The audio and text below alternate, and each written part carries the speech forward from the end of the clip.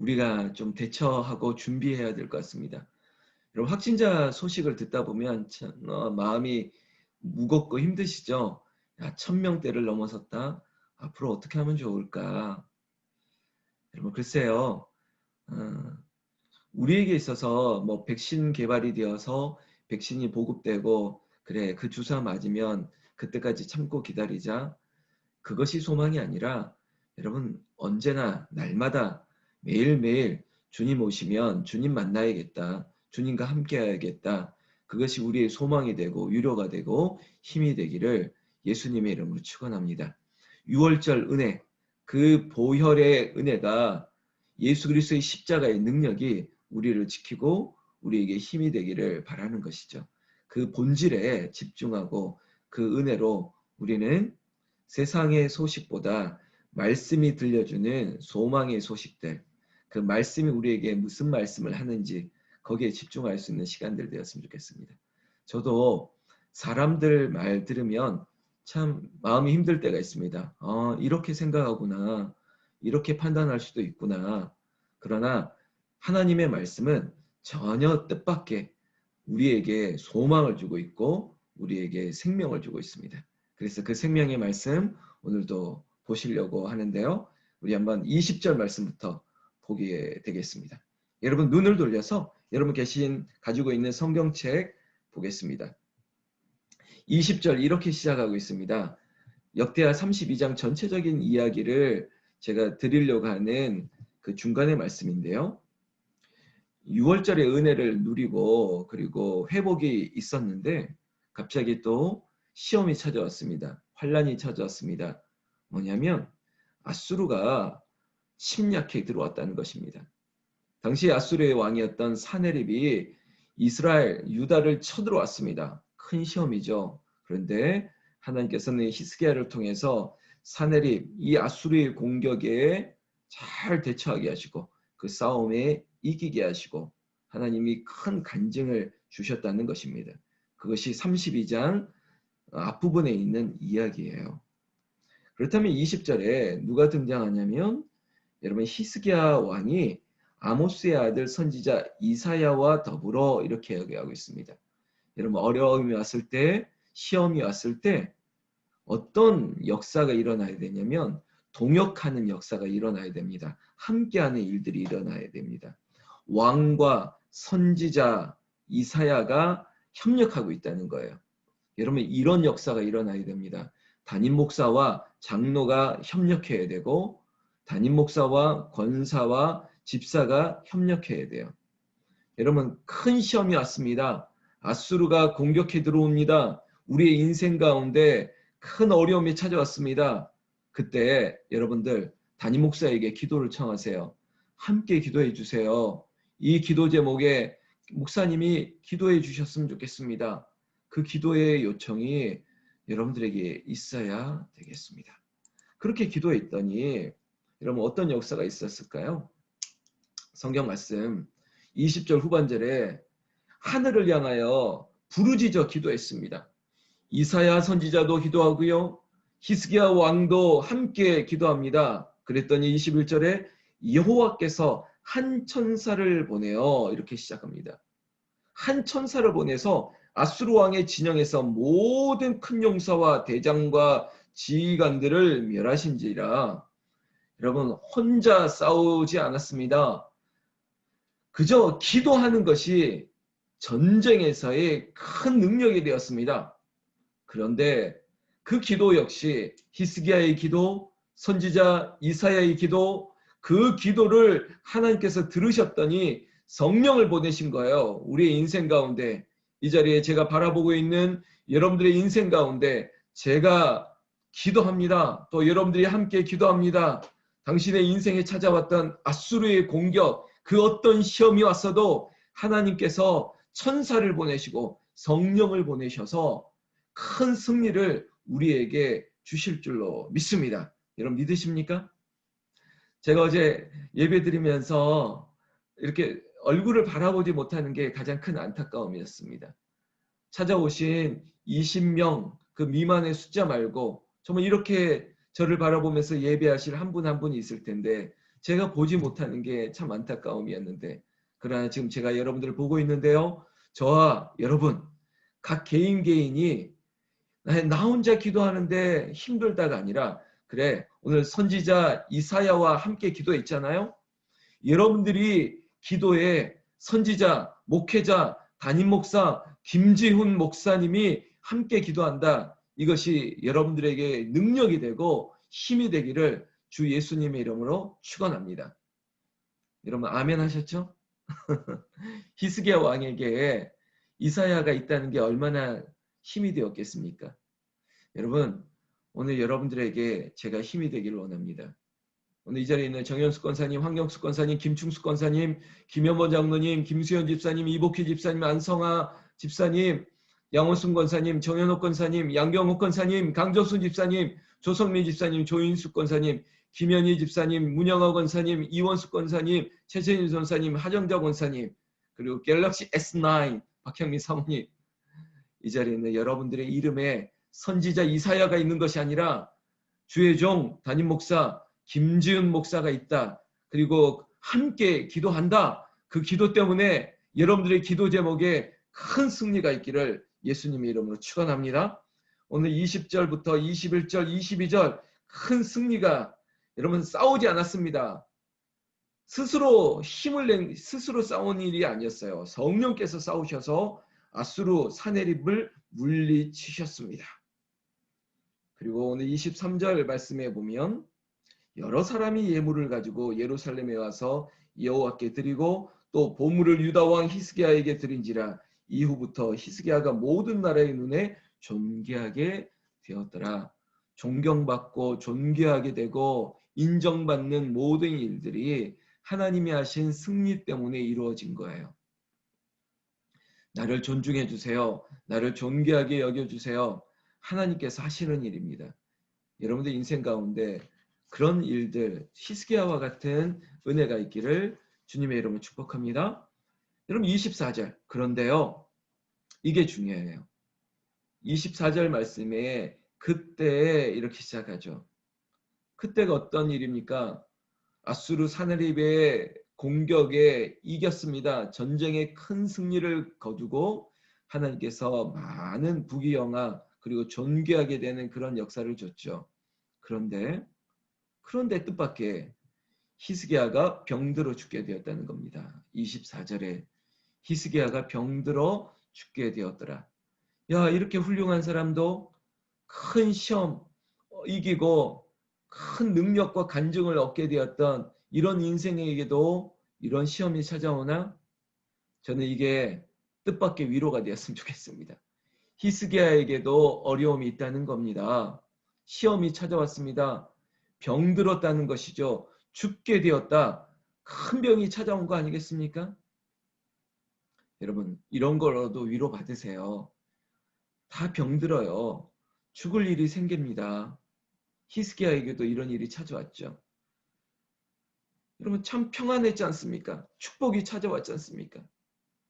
그런데도 이런 시험이 왔다고요. 여러분 저에게도 시험이 있습니다. 저에게도 어려움이 있습니다. 왜 어렵지 않겠습니까? 공격이 있습니다. 그러나 할 수 있는 게 있잖아요. 이게 오늘 새벽을 깨우는 우리에게 위로예요. 여호와께 기도했다는 겁니다. 병들어 죽게 되었을 때 뭘 하겠습니까?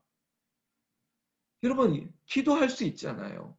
병들어 죽게 되었으므로 바로 인과관계로 이어지는 문장 여호와께 기도하며, 병들어 죽게 되었으므로 여호와께 기도하며, 시험이 찾아왔으므로 여호와께 기도하며, 기도 제목이 있으니까 여호와께 기도하며.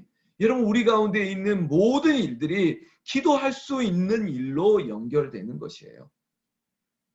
여러분 하나님은 지체하지 않습니다. 오늘 24절의 한 구절이 우리에게 기도의 소망이 되는 거예요. 여호와께 기도하며 그랬더니 누가 등장합니까? 바로 여호와께서 등장해요. 하나님께 기도하면 하나님이 등장해요. 그리고 말씀하십니다. 그에게 대답하시고 또 이적을 보이셨으니 할렐루야. 여러분 아멘 하세요. 할렐루야. 여러분 기도하면 하나님이 대답하세요. 하나님이 응답하세요. 그리고 하나님은 어떻게 응답하시냐면 이적을 보이셨다는 거예요. 기적을 보이셨다는 겁니다. 여러분 믿으시죠? 어떤 집사님이 저에게 문자 메시지를 보냈습니다. 목사님, 교회에서 기도해 주시니까 감사해요. 그리고 하나님께서 기적을 보여주실 줄로 믿습니다. 하나님께서 역전하여 주실 줄로 믿습니다. 이것이 당신의 믿음이에요. 그리고 오늘 말씀처럼 히스기야에게 어려움이 왔을 때 선지자 이사야에게 함께 기도해 달라고 요청했던 것처럼 여러분들이 기도 제목이 있다면 저에게 요청하세요. 함께 기도해 주세요. 그리고 여호와께 기도하며 여호와께서 대답하시고 여호와께서 큰 이적을 베푸시는 것처럼 이런 은혜가 오늘 새벽을 깨우는 이 자리에 있는 여러분들에게 있기를 주의 이름으로 축원합니다. 여러분, 이런 응답을 보이셨으면 내 마음이 어떻게 해야 될까요? 이것이 저에게도 찾아온 교훈입니다. 25절 말씀에 히스기야가 마음이 교만했다는 겁니다. 참 안타깝죠. 왜 이렇게 마음이 교만해져야 되나? 여러분, 형통하게 되면, 잘 되면 더 겸비하여 주님을 찾으면 될 텐데 마음이 교만하여 그 받은 은혜를 보답하지 아니했다는 겁니다. 여러분, 이런 받은 은혜를 보답하는 신앙생활 해야 됩니다. 여러분 요즘 뭐 이런 제목들이 많더라고요. 뭐 슬기로운 의사생활, 슬기로운 깜빵생활, 슬기로운 무슨 생활. 여러분, 슬기로운 우리의 신앙생활, 믿음생활은 뭐냐면 교만하지 않는 것. 그리고 또한 은혜를 보답하는 것. 이겁니다. 여러분, 받은 복을 세어 보아라. 정말 지금까지 나에게 베풀어 주신 은혜를 계수하여 보십시오. 그 은혜가 얼마나 큰데, 받은 은혜가 더 큰데 자꾸 교만해요. 판단해요.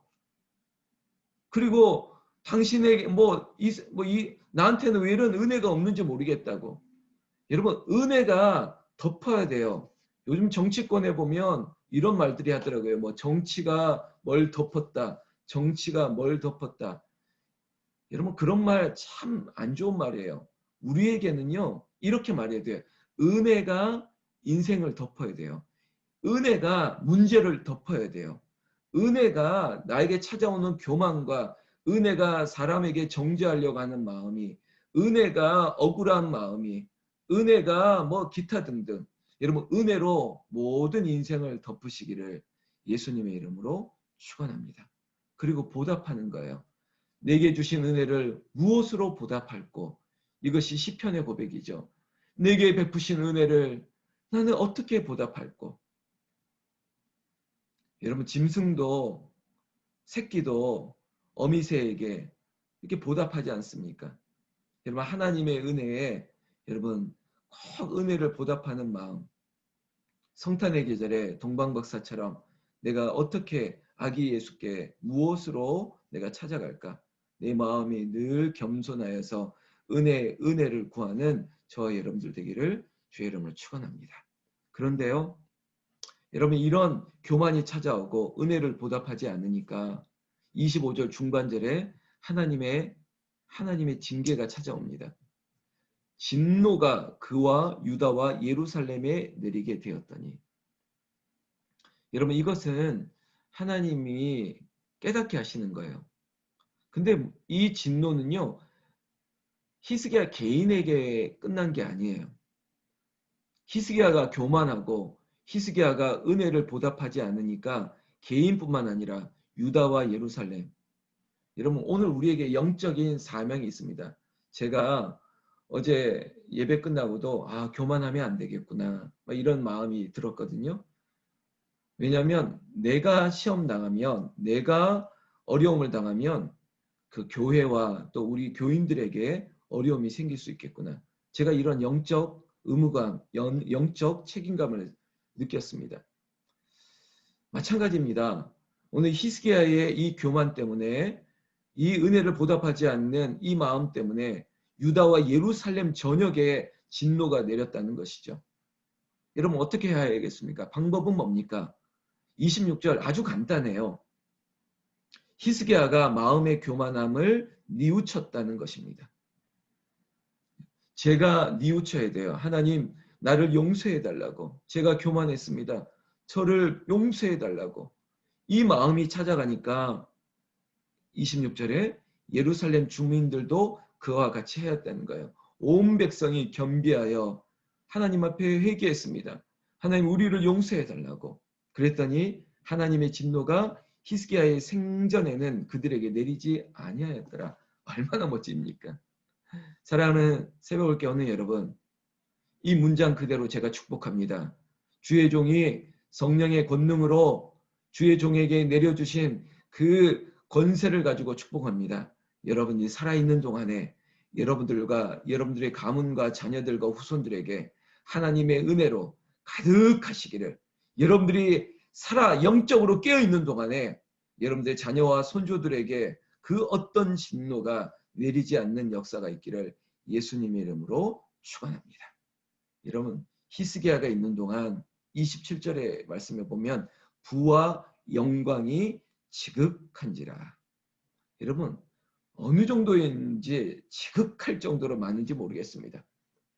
26절부터 쭉 보면 반복하지는 않겠지만 은금과 보석과 28절에 곡식과 새 포도주와 그리고 외양간에 소와 양떼, 말 그대로 29절에 한마디로 이렇게 얘기합니다.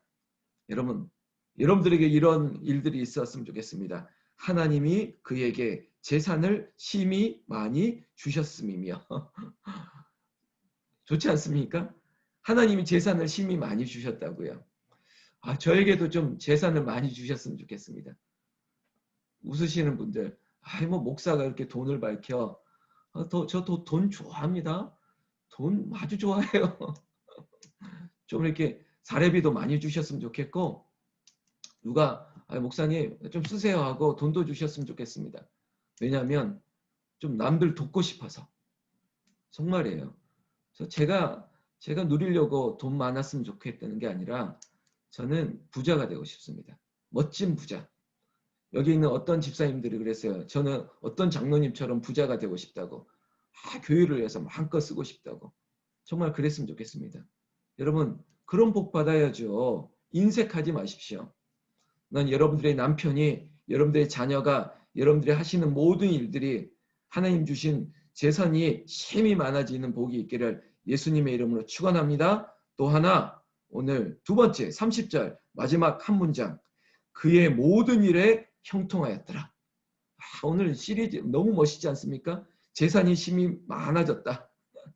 두 번째, 모든 일이 형통하게 됐다. 이겁니다. 이거예요. 여러분들 가문에, 여러분들이 하시는 일에 이런 역사 있기를 나는 예수님의 이름으로 축원합니다. 축원합니다. 여러분 끝까지 우리에게 주신 은혜로 말미암아 하나님이 우리에게 다 모든 것들을 은혜로 덮어주시고 덮어주실 수 있기를 예수님의 이름으로 축원합니다. 기도하겠습니다. 하나님 아버지 감사합니다.